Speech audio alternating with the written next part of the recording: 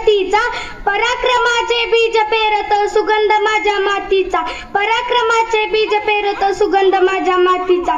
अध्यक्ष महाशय, पूज्य गुरुजन वर्ग आणि ते जमलेल्या माझ्या मित्र मैत्रिणींनो, आज मी तुम्हाला प्रजासत्ताक दिनाविषयी काही 4 शब्द सांगणार आहे, ते तुम्ही शांत चित्ताने ऐकून घ्यावे अशी माझी नम्र विनंती।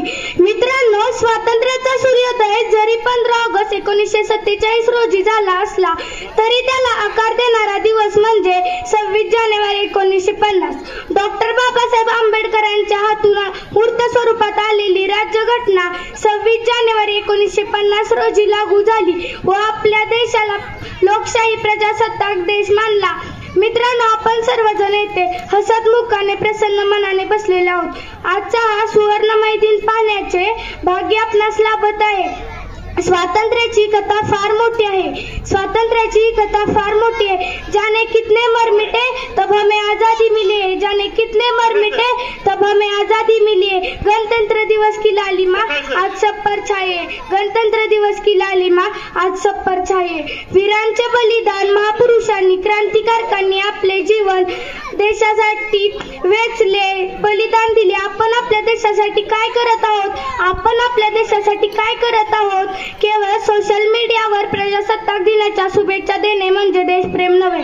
केवळ सोशल मीडियावर प्रजासत्ताक दिनाच्या शुभेच्छा देणे म्हणजे देशप्रेम नव्हे, तर रक्ताची गरज असणाऱ्या एखाद्या रुग्णाला रक्तदान करणे हे देखील देशप्रेमच आहे। एखाद्या रक्ताची गरज असणाऱ्या रुग्णाला रक्तदान करणे हे देखील देशप्रेमच आहे। प्रदूषणाने ग्रासलेल्या वसुंधरेला एखादे रोप लावून नवसंजीवन देणे हे देखील देशप्रेमच आहे।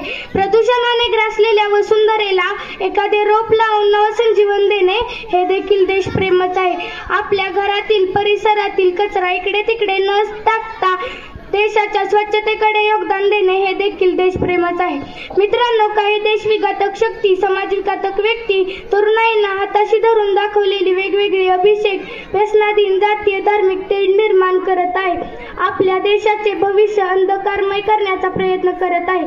मित्रांनो, प्रजासत्ताक म्हटलं की आपल्या देशासाठी लढलेल्या देशभक्तांची, अतुल्य पराक्रम गाजवणाऱ्या शूरवीरांची आणि त्यांच्या बलिदानाची आठवण करून देतो। आपण आपला देश स्वयंपूर्णकडे वाटचाल करीत आहे, तर चला मग या मंगल दिनी आपण प्रतिज्ञा करू की आपण सर्व भारतीय देशाची एकता व अखंडता टिकवून ठेवू व देशहितकारक काम करू। जाता जाता एवढेच बोलेन, जाता जाता एवढेच बोलेन, ना लढले जातीसाठी न लढले धर्मासाठी, शूर भारतीय वीर तर फक्त देशासाठी लढले, शूर भारतीय वीर तर फक्त देशासाठी लढले। एवढे बोलून मी माझे भाषण संपवते। जय हिंद, जय महाराष्ट्र।